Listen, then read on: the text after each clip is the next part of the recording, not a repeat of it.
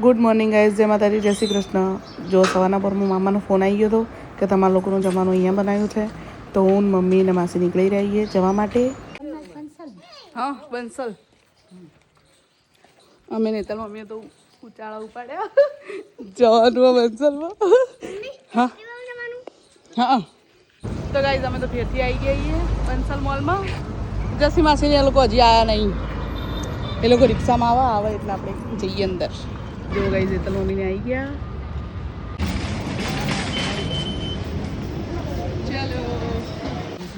તો ગાઈઝ જો બધું લઈ લીધું. આ વિવાને લીધો બ્રશ.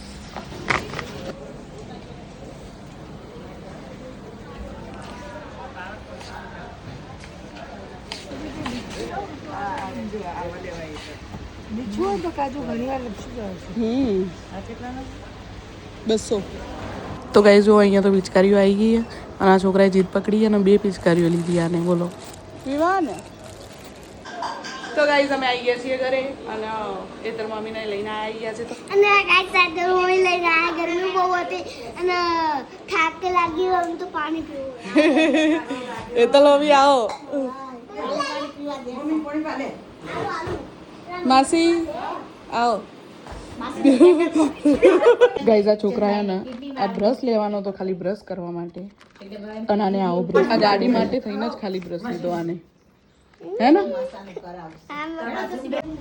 તો ગાઈઝ આપણે જઈએ તો મમ્મી મૂકવા માટે પડદે ઉધી મૂકીને આવું ખાલી. ચાવી નીકળતી નહીં.